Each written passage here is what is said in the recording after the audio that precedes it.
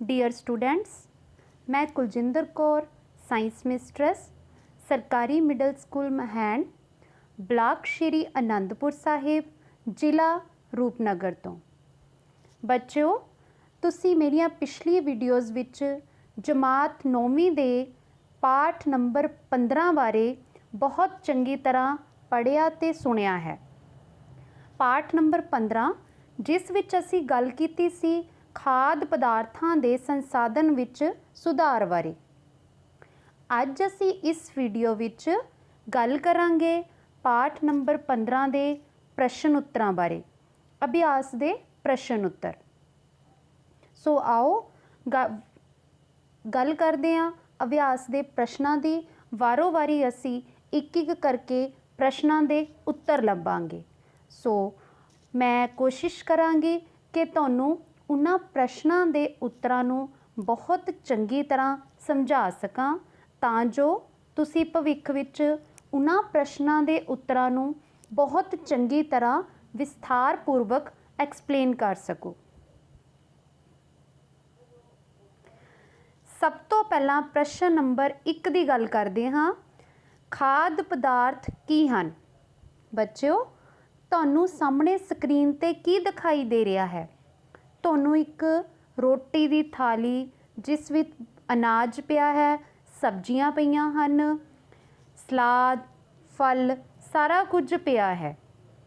सो इस चित्र नूं देख के तुहानूं इस प्रश्न का उत्तर चंगी तरह समझ आ गया होवेगा। सो खाद पदार्थ की है? उत्तर जो कुछ असी रोज़ाना खांदे हाँ जां जिस तो सानू ऊर्जा प्राप्त हुंदी है खाद पदार्थ आखदे हन।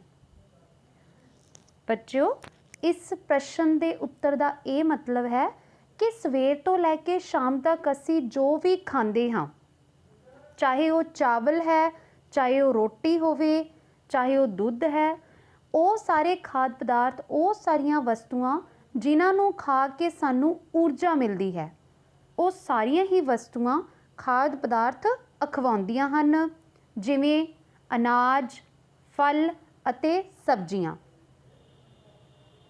बच्चों इन्हां सारे प्रश्नां नूं तुसीं अपने नाल दी नाल कापी ते नोट करना है अते उत्तरां नूं लिखदे जाना है। सो इस पहले प्रश्न नूं तुसीं अपनी कापी ते नोट करो अते इसका उत्तर लिख लवो।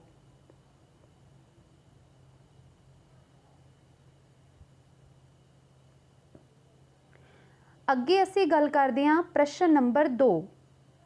अनाज, दाल, फल अते सब्जियां तो सानू की कुछ प्राप्त हुंदा है? प्रश्न ये पूछा गया है कि दिन विच असी बहुत सारियां चीज़ां खांदे हाँ, जिस विच अनाज भी आंदा है, चाहे वो मक्की होवे, कणक होवे जां चावल। दालां खांदे हाँ असी मूंगी, मसरी दाल, मटर, इस तो इलावा बहुत सारे होर मां हो गए, इहो जिहियां दालां जो असी खांदे हाँ। फल अते सब्जियां, फलों की गल कर लीए तो उस विच अंब, सेब, केला, नाशपाती इस तरह के बहुत सारे फलों की गल हो रही है। सब्जियां जिमें कि बैंगन, आलू, शिमला मिर्च जां मूली, गाजर, ये सारियां सब्जियां जो असी खांदे हाँ तो इन्हां सारियां चीज़ां तो सानू भोजन के किहड़े-किहड़े तत्त मिलते हैं? असल विच ये प्रश्न तुहानूं पूछा गया है। इस प्रश्न विच बच्चों असी भोजन के तत्तां बारे दसना है। सो आओ असी इसके उत्तर की गल कर लेंदे हाँ। तो इसका उत्तर है, सब तो पहला असी अनाज की गल करांगे।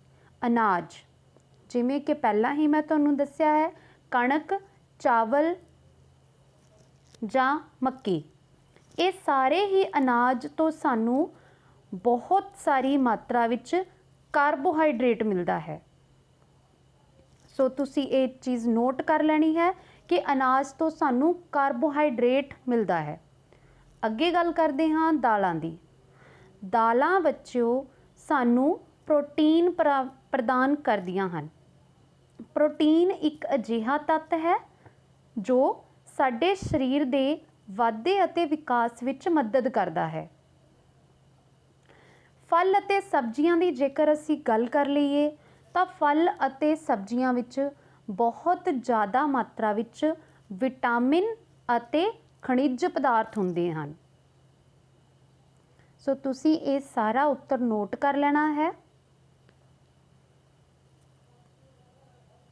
तुहानू चित्र विच बहुत सारियां दालां दी पिक्चर, बहुत सारे फल अते सब्जियां दिखाई दे रहे हैं। आओ गल करते हाँ प्रश्न नंबर 3 दी। प्रश्न नंबर 3 है खरीफ फसलां अते रबी फसलां विच अंतर दसो। खरीफ फसलां बच्चों हेठां दिते गए चित्र नू देख के तुहानू कुछ थोड़ा समझ भी लग गया होवेगा। खरीफ दी फसल दे चित्र विच तुहानू चावल दिखाई दे रहे हैं। इसका मतलब की है कि जो धान दी फसल है वो खरीफ दी फसल है। सो इस दे अंतर दी गल कर लेंदे हाँ। खरीफ दी जो फसल है ये बरसात रुत विच उगाईयां जांदियां हन। भाव इसदा समा जून तो आरंभ हो के अक्तूबर महीने तक हुंदा है। जानी कि इसका मतलब ये होया बरसात का मौसम, मतलब कि इन्हां फसलों नू बहुत ज़्यादा मात्रा विच वर्खा की लोड़ हुंदी है। जिन्नी ज़्यादा वर्खा होवेगी उन्नियां ही ये फसलां वधिया होणगियां। खरीफ दियां जेकर होर फसलों की असी गल कर लीए तां होर उदाहरणां हन जिवें मक्की, मूंगी आदि। दूजे पासे असी गल करते हाँ रबी फसलों की। ये फसलां सरद रुत विच उगाईयां जांदियां हन। सरद रुत भाव कि तापमान बहुत घट। इन्हां नूं उगाउण दा समा नवंबर महीने तो लैके अप्रैल महीने तक हुंदा है। जानी कि ये ठंडे मौसम तापमान घट वालियां ही फसलां हन ते यह गर्मी नूं ज़्यादा सहन नहीं कर सकदियां। पिक्चर विच तुहानू रबी फसल की उदाहरण साफ दिखाई दे रही है। इस विच तुहानू कणक दा अनाज दिखाई दे रहा है। सो इसलिए असी कह सकते हाँ कि कणक की फसल रबी फसल हुंदी है। इस तो इलावा रबी दियां फसलां जिमें कणक तो इलावा छोले, सरों आदि हन। सो इस अंतर नूं तुसी अपनी कापी ते बच्चों चंगी तरह नोट कर लेना है।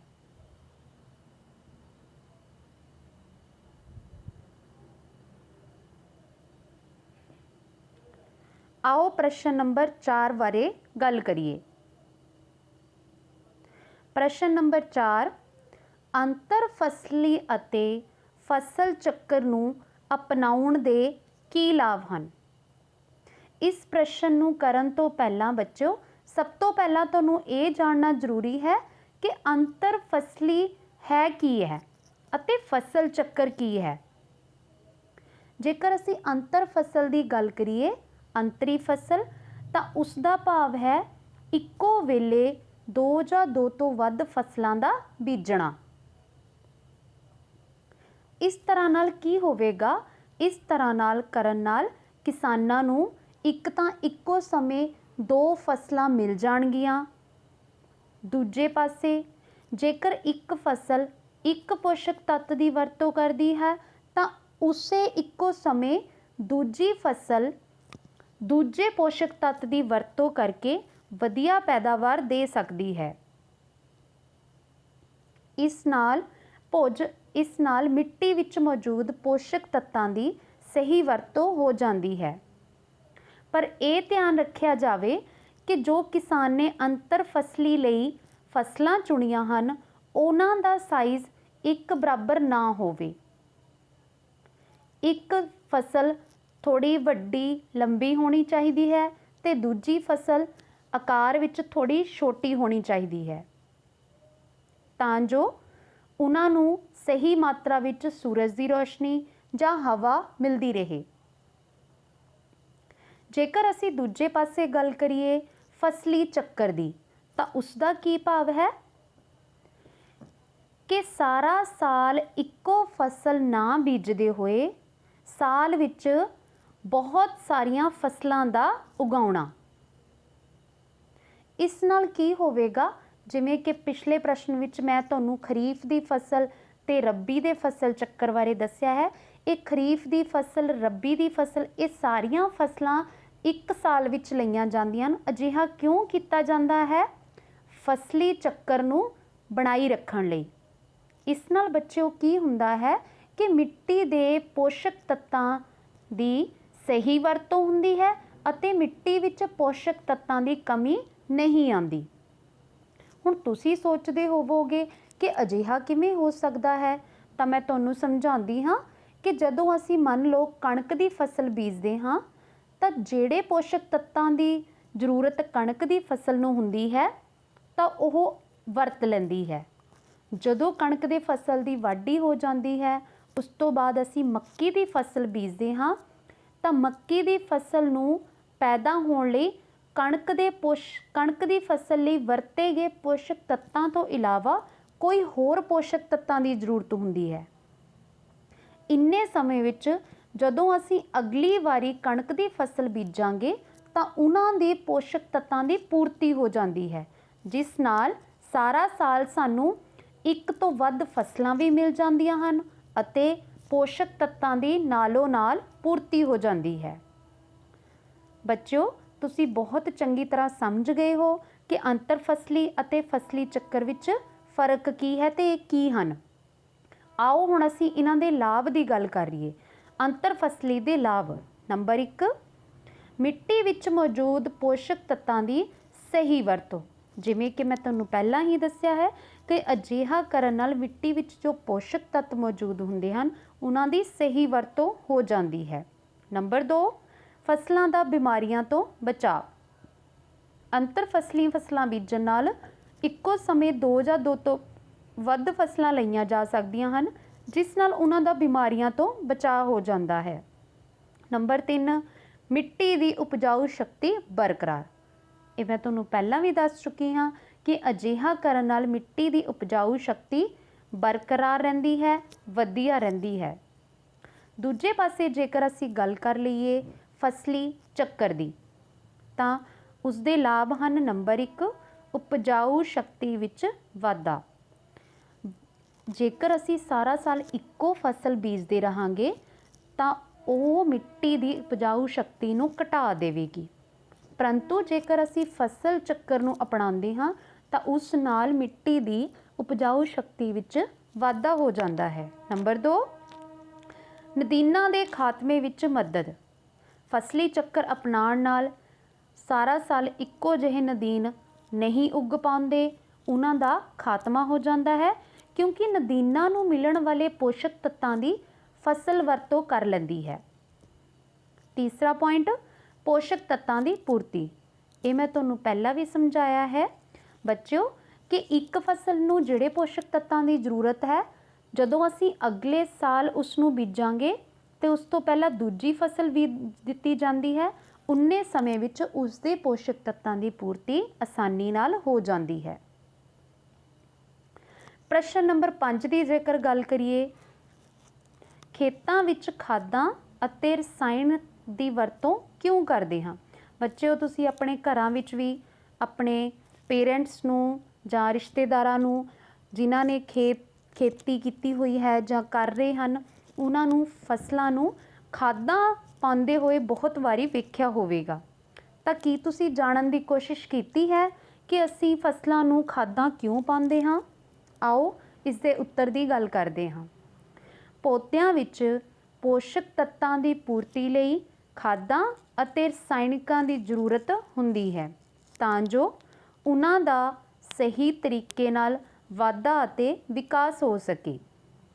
ਇਸ ਦਾ ਕੀ ਭਾਵ ਹੈ ਕਿ ਜਦੋਂ ਅਸੀਂ ਇੱਕ ਫਸਲ ਉਗਾ ਦਿੰਦੇ ਹਾਂ ਤਾਂ ਉਸ ਫਸਲ ਦੇ ਵਾਧੇ ਤੇ ਵਿਕਾਸ ਲਈ ਉਹ ਲਗਾਤਾਰ ਜ਼ਮੀਨ ਵਿੱਚੋਂ ਪੋਸ਼ਕ ਤੱਤ ਚੂਸਦੀ ਰਹਿੰਦੀ ਹੈ। कई वारी इंज हुंदा है कि किसी मिट्टी विच पोषक तत्त घट होण करके उस फसल नूं पोषक तत्तां दी कमी होण लगदी है। अजिही हालत विच असीं की करदे हां, असीं उस मिट्टी विच खाद ਜਾਂ ਰਸਾਇਣਿਕ ਉਹ ਪਾ ਦਿੰਦੇ ਹਾਂ, ਜਿਸ ਨਾਲ ਕੀ ਹੋ ਜਾਂਦਾ ਹੈ ਕਿ ਮਿੱਟੀ ਵਿੱਚ ਪੋਸ਼ਕ ਤੱਤਾਂ ਦੀ ਪੂਰਤੀ ਹੋ ਜਾਂਦੀ ਹੈ। ਸੋ ਬੱਚਿਓ, ਮੈਨੂੰ ਆਸ ਹੈ ਕਿ ਤੁਸੀਂ ਇਸ ਪ੍ਰਸ਼ਨ ਦਾ ਉੱਤਰ ਬਹੁਤ ਚੰਗੀ ਤਰ੍ਹਾਂ ਸਮਝ ਗਏ ਹੋਵੋਗੇ ਕਿ ਖੇਤਾਂ ਵਿੱਚ ਅਸੀਂ ਖਾਦਾਂ ਤੇ ਰਸਾਇਣਿਕਾਂ ਦੀ ਵਰਤੋਂ ਕਿਉਂ ਕਰਦੇ ਹਾਂ।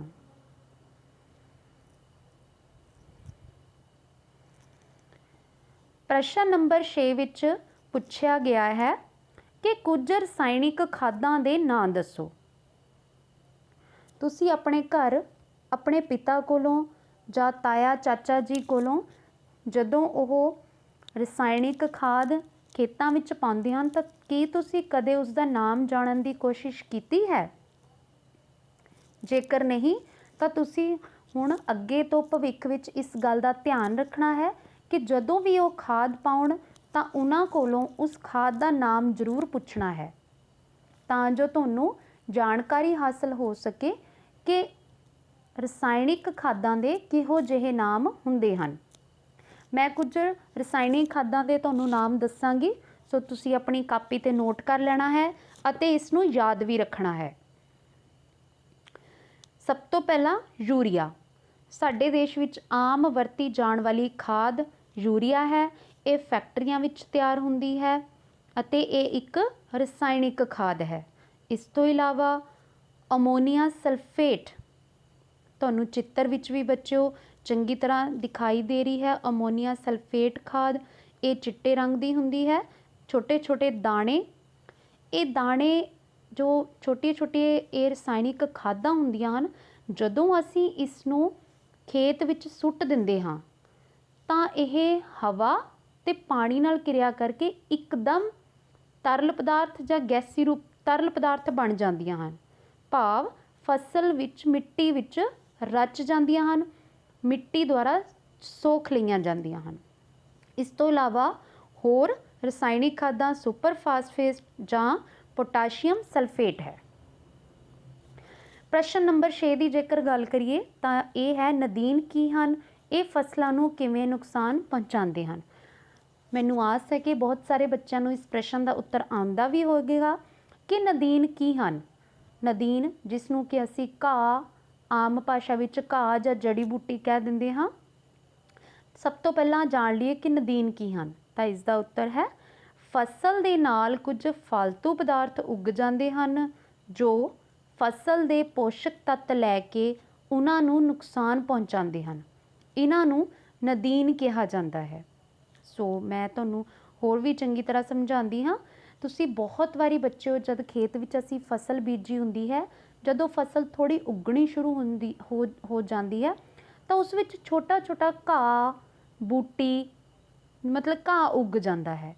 ਤਾਂ ਇਹ ਘਾਹ ਨਦੀਨ ਜੋ ਅਖਵਾਉਂਦਾ ਹੈ, ਇਹ ਕੀ ਨੁਕਸਾਨ ਕਰਦਾ ਹੈ? ਇਹ ਜੋ ਹਵਾ, ਰੋਸ਼ਨੀ ਜਾਂ ਪੋਸ਼ਕ ਤੱਤ ਜੋ ਸਾਡੀ ਫਸਲ ਨੂੰ ਮਿਲਣੇ ਚਾਹੀਦੇ ਸਨ, ਉਹ ਇਹ ਨਦੀਨ ਲੈ ਲੈਂਦੇ ਹਨ। ਸੋ ਇਸ ਨਾਲ ਸਾਡੀ ਫਸਲ ਨੂੰ ਪੋਸ਼ਕ ਤੱਤਾਂ ਦੀ ਕਮੀ ਹੋਣ ਲੱਗਦੀ ਹੈ ਅਤੇ ਸਾਡੀ ਫਸਲ ਦਾ ਸਹੀ ਵਾਧਾ ਤੇ ਵਿਕਾਸ ਨਹੀਂ ਹੁੰਦਾ। ਸੋ ਇਹਨਾਂ ਨੂੰ ਖਤਮ ਕਰਨ ਲਈ ਪੁਰਾਣੇ ਸਮੇਂ ਵਿੱਚ ਬਹੁਤ ਸਾਰੇ ਯੰਤਰ, ਅੱਜ ਕੱਲ੍ਹ ਤਾਂ ਬਹੁਤ ਸਾਰੇ ਨਦੀਨਨਾਸ਼ਕ ਆ ਗਏ ਹਨ, ਉਹਨਾਂ ਦੀ ਵਰਤੋਂ ਕੀਤੀ ਜਾਂਦੀ ਹੈ।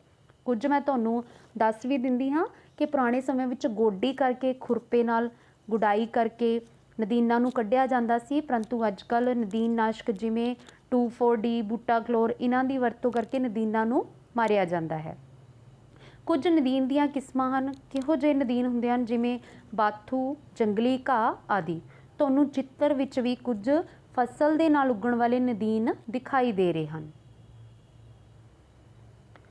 ਅਗਲਾ ਪ੍ਰਸ਼ਨ ਹੈ, ਭਾਰਤ ਵਿੱਚ ਕਿਹੜੀਆਂ-ਕਿਹੜੀਆਂ ਸਿੰਚਾਈ ਪ੍ਰਣਾਲੀਆਂ ਵਰਤੀਆਂ ਜਾਂਦੀਆਂ ਹਨ? ਬੱਚੋ, ਇਸ ਦਾ ਉੱਤਰ ਅਸੀਂ ਬਹੁਤ ਚੰਗੀ ਤਰ੍ਹਾਂ ਜਾਣਦੇ ਹਾਂ। ਅਸੀਂ ਖੇਤਾਂ ਨੂੰ ਪਾਣੀ ਜ਼ਿਆਦਾਤਰ ਕਿਵੇਂ ਦਿੰਦੇ ਹਨ? ਭਾਰਤ ਵਿੱਚ ਬਹੁਤ ਸਾਰੀਆਂ ਸਿੰਚਾਈ ਪ੍ਰਣਾਲੀਆਂ ਵਰਤੀਆਂ ਜਾਂਦੀਆਂ ਹਨ। ਇਹਨਾਂ ਵਿੱਚ ਆਮ ਅਸੀਂ ਟਿਊਬਵੈੱਲ ਵਰਤਦੇ ਹਾਂ। ਟਿਊਬਵੈੱਲ ਤੋਂ ਇਲਾਵਾ ਹੋਰ ਖੂਹ ਹੋ ਗਿਆ, ਨਦੀਆਂ ਹੋ ਗਈਆਂ, ਤਲਾਬ ਜਾਂ ਨਹਿਰਾਂ ਦੁਆਰਾ ਭਾਰਤ ਦੇ ਖੇਤਾਂ ਨੂੰ ਸਿੰਚਾਈ ਕੀਤੀ ਜਾਂਦੀ ਹੈ। ਅਗਲਾ ਪ੍ਰਸ਼ਨ ਹੈ ਪਸ਼ੂ ਪਾਲਣ ਕੀ ਹੈ? ਪਸ਼ੂ ਪਾਲਣਾ ਅਸੀਂ ਸਾਰੇ ਹੀ ਬੱਚੇ ਬਹੁਤ ਚੰਗੀ ਤਰ੍ਹਾਂ ਜਾਣਦੇ ਹਾਂ। ਸਾਰੇ ਹੀ ਬੱਚਿਆਂ ਨੇ ਜਾਂ ਕੁਝ ਕੁ ਬੱਚਿਆਂ ਨੇ ਆਪਣੇ ਉਹਨਾਂ ਦੇ ਮਾਤਾ ਪਿਤਾ ਨੇ ਆਪਣੇ ਘਰੇ ਕੋਈ ਨਾ ਕੋਈ ਪਸ਼ੂ ਜ਼ਰੂਰ ਪਾਲਿਆ ਹੋਵੇਗਾ। ਤਾਂ ਪਸ਼ੂ ਪਾਲਣ ਕੀ ਹੈ? ਵਪਾਰਕ ਲਾਭ ਪੱਖੋਂ ਜਾਂ ਘਰੇਲੂ ਵਰਤੋਂ ਲਈ ਪਸ਼ੂਆਂ ਨੂੰ ਪਾਲਣਾ ਹੀ ਪਸ਼ੂ ਪਾਲਣ ਅਖਵਾਉਂਦਾ ਹੈ। ਜ਼ਰੂਰੀ ਨਹੀਂ ਹੈ ਕਿ ਅਸੀਂ ਪਸ਼ੂ ਪਾਲਣ ਮੱਝਾਂ ਗਾਵਾਂ ਦੀ ਗੱਲ ਕਰੀਏ, ਮੱਛੀ ਪਾਲਣ ਵੀ ਜਾਂ ਭੇਡਾਂ ਪਾਲਣ ਵੀ ਪਸ਼ੂ ਪਾਲਣ ਅਖਵਾਉਂਦਾ ਹੈ। ਪਸ਼ੂ ਪਾਲਣ ਦੇ ਲਾਭ ਕੀ ਹਨ? ਬੱਚਿਓ, ਅਸੀਂ ਕਿਉਂ ਪਾਲਦੇ ਹਾਂ ਪਸ਼ੂਆਂ ਨੂੰ? ਸੋ ਇਸ ਦਾ ਉੱਤਰ ਹੈ, ਸਭ ਤੋਂ ਪਹਿਲਾਂ ਨੰਬਰ 1 ਹੈ ਵਪਾਰਕ ਲਾਭ ਲਈ ਪਸ਼ੂ ਪਾਲੇ ਜਾਂਦੇ ਹਨ। ਜਾਂ ਅਸੀਂ ਪਸ਼ੂ ਪਾਲਾਂਗੇ ਤਾਂ ਅਸੀਂ ਉਹਨਾਂ ਦਾ ਦੁੱਧ ਵੇਚ ਕੇ, ਜੇ ਭੇਡਾਂ ਪਾਲੀਆਂ ਹਨ ਤਾਂ ਅਸੀਂ ਉਹਨਾਂ ਦੇ ਵਾਲ ਵੇਚ ਕੇ, ਉਹਨਾਂ ਦੇ ਕੰਬਲ ਬਣਾ ਕੇ ਵੇਚਦੇ ਹਾਂ ਤਾਂ ਸਾਨੂੰ ਆਰਥਿਕ ਪੱਖੋਂ ਲਾਭ ਹੁੰਦਾ ਹੈ, ਸਾਨੂੰ ਪੈਸਾ ਕਮਾਇਆ ਜਾਂਦਾ ਹੈ। ਸੋ ਇਹ ਹੈ ਵਪਾਰਕ ਲਾਭ। ਦੂਸਰਾ, ਪਸ਼ੂਆਂ ਦੇ ਭੋਜਨ, ਆਵਾਸ, ਰੋਗਾਂ ਤੋਂ ਬਚਾਅ ਦੀ ਵਿਵਸਥਾ ਕਰਨ ਲਈ ਅਸੀਂ ਪਾਲਦੇ ਹਾਂ। ਕਿ ਬਹੁਤ ਸਾਰੇ ਲੋਕਾਂ ਨੇ ਵੱਡੇ ਵੱਡੇ ਖੇਤ ਰੱਖੇ ਹੁੰਦੇ ਹਨ, ਉਹ ਸੋਚਦੇ ਹਨ ਕਿ ਸਾਡੇ ਖੇਤਾਂ ਵਿੱਚ ਬਹੁਤ ਸਾਰਾ ਚਾਰਾ ਹੁੰਦਾ ਹੈ ਤਾਂ ਅਸੀਂ ਖੁੱਲ੍ਹਾ ਖੇਤ ਹੈ ਜਾਂ ਖੁੱਲ੍ਹੀ ਥਾਂ ਹੈ ਸਾਡੇ ਘਰੇ, ਅਸੀਂ ਪਸ਼ੂ ਆਸਾਨੀ ਨਾਲ ਰੱਖ ਸਕਦੇ ਹਾਂ, ਤਾਂ ਇਸ ਪੱਖੋਂ ਵੀ ਪਸ਼ੂ ਪਾਲ ਲਏ ਜਾਂਦੇ ਹਨ। ਤੀਸਰਾ ਪੁਆਇੰਟ, ਪਸ਼ੂਆਂ ਦੀ ਉੱਚ ਗੁਣਵੱਤਾ ਬਰਕਰਾਰ ਰੱਖਣ ਲਈ। ਕਈ ਵਾਰੀ ਕੀ ਹੁੰਦਾ ਹੈ, ਕਿਸੇ ਵਿਅਕਤੀ ਨੂੰ ਬਹੁਤ ਵਧੀਆ ਕਿਸਮ ਦਾ ਕੋਈ ਪਸ਼ੂ ਉਹ ਪਾਲ ਲੈਂਦਾ ਹੈ, ਉਸਦੀ ਅੱਗੇ ਸੰਤਾਨ ਵੀ ਉਸੇ ਕਿਸਮ ਦੀ ਵਧੀਆ ਕਿਸਮ ਦੀ ਹੋਣ ਕਰਕੇ ਉਹ ਅੱਗੇ ਤੋਂ ਅੱਗੇ ਪਸ਼ੂ ਪਾਲਣਾ ਬਰਕਰਾਰ ਰੱਖਦਾ ਹੈ। ਸੋ ਇਸ ਪੱਖੋਂ ਪਸ਼ੂ ਪਾਲੇ ਜਾਂਦੇ ਹਨ। ਅੱਗੇ ਅਸੀਂ ਗੱਲ ਕਰਦੇ ਹਾਂ ਮੱਛੀ ਫੜਨ ਅਤੇ ਮੈਰੀਨ ਕਲਚਰ ਵਿੱਚ ਅੰਤਰ ਦੀ। ਬੱਚਿਓ, ਤੁਹਾਨੂੰ ਚਿੱਤਰ ਵਿੱਚ ਮੱਛੀ ਦਿਖਾਈ ਦੇ ਰਹੀਆਂ ਹਨ ਤਲਾਬ ਵਿੱਚ ਜਾਂ ਕਿਸੇ ਪੌਂਡ ਵਿੱਚ। ਮੱਛੀ ਫੜਨਾ ਕੀ ਹੈ ਜਾਂ ਮੱਛੀ ਪਾਲਣਾ ਕੀ ਹੈ? ਮੱਛੀ ਫੜਨ, ਮੈਰੀਨ ਕਲਚਰ, ਇਹਨਾਂ ਵਿੱਚ ਜ਼ਿਆਦਾ ਅੰਤਰ ਨਹੀਂ ਹੈ, ਬਸ ਥੋੜ੍ਹਾ ਥੋੜ੍ਹਾ ਅੰਤਰ ਹੈ। ਮੱਛੀਆਂ ਨੂੰ ਵੱਡੇ ਪੱਧਰ 'ਤੇ ਪਾਲਿਆ ਜਾਂਦਾ ਹੈ ਤਾਂ ਜੋ ਮੱਛੀਆਂ ਨੂੰ ਵੇਚ ਕੇ ਪੈਸੇ ਕਮਾਏ ਜਾ ਸਕਣ ਜਾਂ ਉਹਨਾਂ ਦੀ ਅੱਗੇ ਪ੍ਰਜਾਤੀ ਨੂੰ ਬਰਕਰਾਰ ਰੱਖਣ ਲਈ ਮੱਛੀਆਂ ਪਾਲੀਆਂ ਜਾਂਦੀਆਂ ਹਨ। ਮੱਛੀ ਫੜਨਾ, ਕੁਦਰਤੀ ਪਾਣੀ ਦੇ ਸੋਮਿਆਂ ਵਿੱਚ ਮੱਛੀ ਫੜਨ ਨੂੰ ਆਖਦੇ ਹਨ। ਕੁਦਰਤੀ ਦੇ ਪਾਣੀ ਦੇ ਸੋਮੇ ਜਿਵੇਂ ਦਰਿਆ ਹੋ ਗਿਆ, ਕਈ ਵਾਰੀ ਤੁਸੀਂ ਬਹੁਤ ਸਾਰੇ ਵਿਅਕਤੀ ਦੇਖੇ ਹੋਣੇ ਆ ਕਿ ਉਹ ਦਰਿਆ ਵਿੱਚ ਮੱਛੀ ਫੜਨ ਜਾਂਦੇ ਹਨ ਜਾਲ ਸੁੱਟ ਕੇ, ਜਾਂ ਉਹ ਨੈਚੁਰਲ ਤੌਰ 'ਤੇ ਕੁਦਰਤੀ ਤੌਰ 'ਤੇ ਜਦੋਂ ਮੱਛੀਆਂ ਫੜੀਆਂ ਜਾਂਦੀਆਂ ਹਨ ਉਸ ਨੂੰ ਮੱਛੀ ਫੜਨਾ ਕਹਿ ਦਿੱਤਾ ਜਾਂਦਾ ਹੈ। ਅਜਿਹੇ ਮੱਛੀ ਫੜਨ ਵਿੱਚ ਕੀ ਹੁੰਦਾ ਹੈ, ਮੱਛੀਆਂ ਨੂੰ ਦਾਣਾ ਜਾਂ ਹੋਰ ਪੋਸ਼ਣ ਨਹੀਂ ਦਿੱਤਾ ਜਾਂਦਾ। ਮੱਛੀਆਂ ਆਪਣੇ ਆਪ ਹੀ ਆਪਣਾ ਭੋਜਨ ਦਾ ਪ੍ਰਬੰਧ ਕਰਦੀਆਂ ਹਨ, ਆਪ ਹੀ ਪਲਦੀਆਂ ਹਨ ਤੇ ਉਹਨਾਂ ਨੂੰ ਕੋਈ ਦਾਣਾ ਜਾਂ ਕਿਸੇ ਕਿਸਮ ਦਾ ਭੋਜਨ ਨਹੀਂ ਪਾਇਆ ਜਾਂਦਾ। ਅਜਿਹੀ ਕਿਸਮ ਨੂੰ ਮੱਛੀ ਫੜਨਾ ਕਹਿ ਦਿੱਤਾ ਜਾਂਦਾ ਹੈ। ਦੂਜੇ ਪਾਸੇ ਹੈ ਮੈਰੀਨ ਕਲਚਰ। ਮੈਰੀਨ ਕਲਚਰ ਕੀ ਹੈ? ਵਪਾਰਕ ਪੱਖੋਂ ਸਮੁੰਦਰੀ ਮੱਛੀਆਂ ਜਿਵੇਂ ਸਲੇਟ, ਭੇਟਕੀ ਆਦਿ ਨੂੰ ਪਾਲਣਾ। ਜਦੋਂ ਇੱਕ ਫਿਸ਼ ਪੌਂਡ ਬਣਾ ਕੇ ਇੱਕ ਖਾਸ ਜਗ੍ਹਾ ਵਿੱਚ ਮੱਛੀਆਂ ਪਾਲੀਆਂ ਜਾਂਦੀਆਂ ਹਨ, ਉਸ ਨੂੰ ਮੈਰੀਨ ਕਲਚਰ ਕਹਿ ਦਿੱਤਾ ਜਾਂਦਾ ਹੈ। ਇਸ ਵਿੱਚ ਮੱਛੀ ਨੂੰ ਚੰਗੀ ਤਰ੍ਹਾਂ ਖੁਰਾਕ ਦਿੱਤੀ ਜਾਂਦੀ ਹੈ। ਇਸ ਨੂੰ ਹੀ ਮੱਛੀ ਪਾਲਣ ਵੀ ਕਹਿ ਦਿੱਤਾ ਜਾਂਦਾ ਹੈ, ਮੈਰੀਨ ਕਲਚਰ, ਕਿ ਆਪਣੇ ਲਾਭ ਲਈ ਮੱਛੀਆਂ ਨੂੰ ਪਾਲਿਆ ਜਾਂਦਾ ਹੈ। ਉਹਨਾਂ ਦੀ ਚੰਗੀ ਤਰ੍ਹਾਂ ਦੇਖਭਾਲ, ਉਹਨਾਂ ਦਾ ਖਾਣ ਪੀਣ, ਖੁਰਾਕ ਦਾ ਧਿਆਨ ਰੱਖਣਾ, ਉਹਨਾਂ ਨੂੰ ਦਾਣਾ ਪਾਣਾ, ਇਹ ਸਾਰੀਆਂ ਚੀਜ਼ਾਂ ਦਾ ਖਿਆਲ ਰੱਖਦੇ ਹੋਏ ਮੱਛੀ ਨੂੰ ਪਾਲਿਆ ਜਾਂਦਾ ਹੈ, ਜਿਸ ਨੂੰ ਕਿ ਮੈਰੀਨ ਕਲਚਰ ਕਹਿ ਦਿੱਤਾ ਜਾਂਦਾ ਹੈ। ਵੱਡੇ ਪੱਧਰ 'ਤੇ ਮੱਛੀਆਂ ਨੂੰ ਪਾਲਣਾ, ਸਮੁੰਦਰੀ ਮੱਛੀਆਂ, ਸੁਲੇਟ ਜਿਵੇਂ ਭੇਟਕੀ ਹੋ ਗਿਆ, ਤਾਂ ਉਹਨਾਂ ਨੂੰ ਪਾਲਿਆ ਜਾਂਦਾ ਹੈ ਤਾਂ ਜੋ ਆਰਥਿਕ ਤੌਰ 'ਤੇ ਵਪਾਰਕ ਲਾਭ ਹੋ ਸਕੇ, ਉਹਨਾਂ ਨੂੰ ਵੇਚ ਕੇ ਪੈਸੇ ਕਮਾਏ ਜਾ ਸਕਣ ਜਾਂ ਉਹਨਾਂ ਦਾ ਜੋ ਹੈ ਬਿਜ਼ਨਸ ਕੀਤਾ ਜਾ ਸਕੇ। ਇਸ ਨੂੰ ਮੈਰੀਨ ਕਲਚਰ ਕਹਿ ਦਿੱਤਾ ਜਾਂਦਾ ਹੈ। ਸੋ ਮੈਨੂੰ ਆਸ ਹੈ ਬੱਚਿਓ ਕਿ ਤੁਸੀਂ ਮੱਛੀ ਫੜਨ ਅਤੇ ਮੈਰੀਨ ਕਲਚਰ ਵਿੱਚ ਅੰਤਰ ਨੂੰ ਚੰਗੀ ਤਰ੍ਹਾਂ ਸਮਝ ਗਏ ਹੋਵੋਗੇ। ਇਸ ਨੂੰ ਤੁਸੀਂ ਆਪਣੀ ਕਾਪੀ 'ਤੇ ਚੰਗੀ ਤਰ੍ਹਾਂ ਨੋਟ ਕਰ ਲੈਣਾ ਹੈ।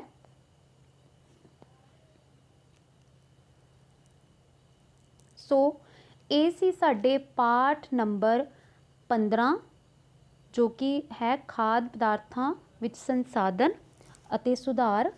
ਇਸ ਦੇ ਪ੍ਰਸ਼ਨ ਉੱਤਰਾਂ ਬਾਰੇ ਅਸੀਂ ਗੱਲ ਕੀਤੀ ਹੈ। ਬੱਚਿਓ ਤੁਸੀਂ ਬਹੁਤ ਚੰਗੀ ਤਰ੍ਹਾਂ ਬੜੇ ਹੀ ਧਿਆਨ ਨਾਲ ਇਸ ਦੇ ਪ੍ਰਸ਼ਨ ਉੱਤਰਾਂ ਨੂੰ ਸੁਣਿਆ ਤੇ ਮੈਨੂੰ ਆਸ ਹੈ ਕਿ ਤੁਸੀਂ ਆਪਣੀ ਨੋਟਬੁੱਕ ਤੇ ਇਹਨਾਂ ਨੂੰ ਨੋਟ ਵੀ ਕਰ ਲਿਆ ਹੋਵੇਗਾ। ਸੋ ਤੁਸੀਂ ਇਹਨਾਂ ਨੂੰ ਚੰਗੀ ਤਰ੍ਹਾਂ ਯਾਦ ਕਰਨਾ ਹੈ ਅਤੇ ਚੰਗੀ ਤਰ੍ਹਾਂ ਸਮਝਣਾ ਹੈ। ਸੋ ਧੰਨਵਾਦ।